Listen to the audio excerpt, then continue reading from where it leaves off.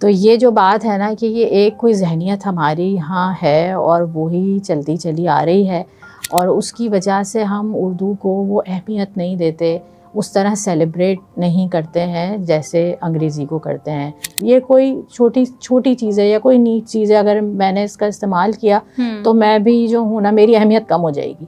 تو جہاں پہ بڑے اہمیت نہیں دیتے تو وہاں ہم بچوں کو کیسے سوچ سکتے ہیں.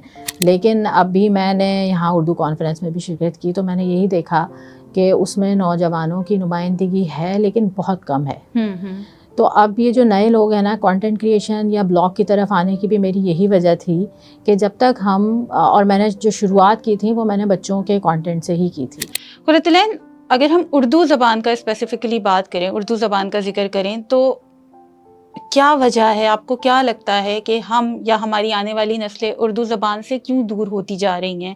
ہم نے انگریزی زبان کو قابلیت کا پیمانہ کیوں ماننا شروع کر دیا ہے؟ اردو میں ایسی کیا برائی اچانک سے پیش آ گئی؟ اچانک سے تو میں نہیں کہوں گی پیش آئی، کیونکہ میرا بھی اسکول کا زمانہ، یونیورسٹی کالج کا زمانہ یہیں گزرا ہے، اور بچپن سے ہم یہی دیکھتے ہیں کہ ہمارے ذہنوں میں وہ کہنا چاہیے نا کہ ایک بڑا اچھا سا شعر ہے کہ کچھ مفہوم ایسا ہے، میں الفاظ شاید ادھر ادھر کر دوں، پرندہ نکال لایا ہوں پنجرے سے، اب پرندے سے پنجرہ نکالنا ہے.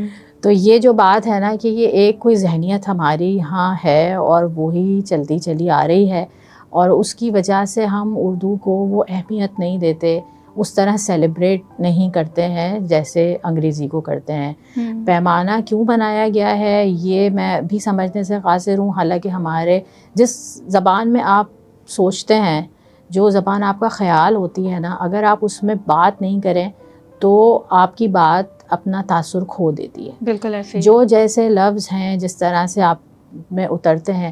اگر میں طالب علموں کی بھی بات کروں، جب ہم پڑھ رہے ہوتے ہیں تو جو کانسیپٹ ہمیں اپنی زبان میں سمجھایا جاتا ہے وہ ہمیں جس طرح سمجھ آتا ہے نا، تو ہم نہیں کہہ سکتے کہ کسی اور زبان میں ہم اس کو اس طرح سے جذب کر سکتے ہیں.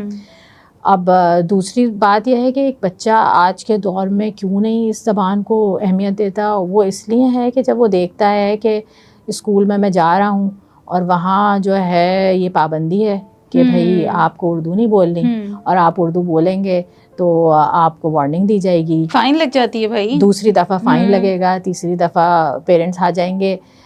تو بڑے بھی یہی سوچیں گے کہ نہیں بھائی، پھر وہ اس پہ زور دیں گے تمہیں اچھے اسکول میں رہنا ہے تو تمہیں اپنی زبان، تو وہ آٹومیٹک یہ سوچے گا کہ یہ کوئی چھوٹی چیز ہے یا کوئی نیچ چیز ہے، اگر میں نے اس کا استعمال کیا تو میں بھی جو ہوں نا میری اہمیت کم ہو جائے گی. تو جہاں پہ بڑے اہمیت نہیں دیتے تو وہاں ہم بچوں کو کیسے سوچ سکتے ہیں. زبان کوئی بھی بری نہیں ہوتی، بالکل، اور ہر زبان آپ سیکھیے اور ہر زبان پہ عبور حاصل کرنے کی اپنے طور پہ کوشش کیجیے. انگریزی آپ کو الگ، لیکن اس کا یہ مطلب نہیں ہے کہ اگر ہم انگریزی بولیں تو ہم اردو نہ بولیں یا اردو نہ سیکھیں یا اردو نہ پڑھیں. تو یہ ہمارے اپنی ذہنی جو ہے وہ اختراع ہے، اور اس کو ہمیں کانشیس ایفرٹ کر کے نکالنا پڑے گا اپنے اندر سے. صحیح، یعنی کہ ہمیں ذہنی غلامی سے آزادی کی ضرورت ہے. ہم جسمانی طور پہ تو آزاد ہو چکے ہیں لیکن ابھی تک ہم ذہنی غلامی میں ہی جکڑے ہوئے ہیں، اور ہم اسی زبان کو جو ہے وہ سپیریئر مان رہے ہیں جہاں سے ہم نے چھٹکارا حاصل کیا تھا. قرۃ العین، اب کی جو نسلیں ہیں، جو نئی آنے والی نسلیں ہیں، کیونکہ ہم نے پھر بھی اردو ایک حد تک پڑھی، اس کو ہم نے جذب کیا، اس کو ہم نے جیا ہے، لیکن اب جو ہماری نسلیں ہیں نا وہ اردو سے بہت دور ہوتی جا رہی ہیں. ابھی کچھ آپ نے جیسے اسکول کی مثال دی، کس طریقے سے اب آنے والی نسلوں میں اردو کی رغبت دوبارہ سے بیدار کی جائے؟ کیا کیا جا سکتا ہے؟ دیکھیے، ایک مثال تو میں آپ کو دوں تو یہ کتاب ہی ہے. اب یہ ہمارا کام ہے کہ ہم اس مشعل کو لے کے آگے بڑھیں. ہمارے پاس بہت بڑے بڑے نام تھے، لیکن اب کیا ہو رہا ہے کہ وہ آہستہ آہستہ جاتے جا رہے ہیں. بالکل ایسے ہی ہے. پچھلے سال امجد صاحب کا انتقال ہو گیا، ضیاء محی الدین صاحب گزر گئے. طارق عزیز صاحب اتنے خوبصورت لہجے میں اشعار پڑھا کرتے تھے کہ کیا بچہ اور کیا بڑا، سب گرویدہ ہو جاتے تھے. لیکن اب بھی میں نے یہاں اردو کانفرنس میں بھی شرکت کی تو میں نے یہی دیکھا کہ اس میں نوجوانوں کی نمائندگی ہے لیکن بہت کم ہے. تو اب یہ جو نئے لوگ ہیں نا، کنٹینٹ کریشن یا بلاگ کی طرف آنے کی بھی میری یہی وجہ تھی کہ جب تک ہم، اور میں نے جو شروعات کی تھی وہ میں نے بچوں کے کنٹینٹ سے ہی کی تھی. اچھا. میں اپنے، میرا بیٹا تھا اس وقت 2-2.5 سال کا، اس نے بولنا شروع کیا تھا، تو میں نے سوچا کہ میں اس کو اردو سکھاؤں. جب میں نے اس کو اردو سکھا رہی تھی تو مجھے خیال آیا کہ اس میں اور لوگوں کو بھی شریک کروں، اوروں کے بچوں کو بھی. تو پھر ہم نے اس کو ویڈیو کی شکل میں لیا.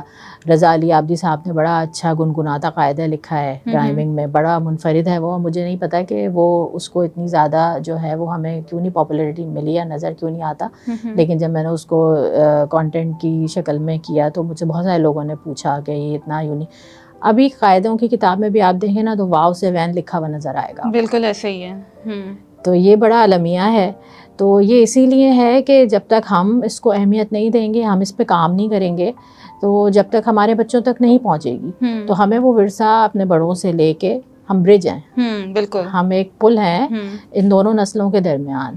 اگر ہم اس میں اپنی کوشش ڈالیں گے، کانشیس ایفرٹ ڈالیں گے، تو وہ ضرور ہمارے بچوں تک پہنچے گی، اور وہ پھر انشاءاللہ وہ بھی اس کو لے کے آگے بڑھیں گے. لیکن اس کے لیے ہماری کوشش بہت اہم ہے.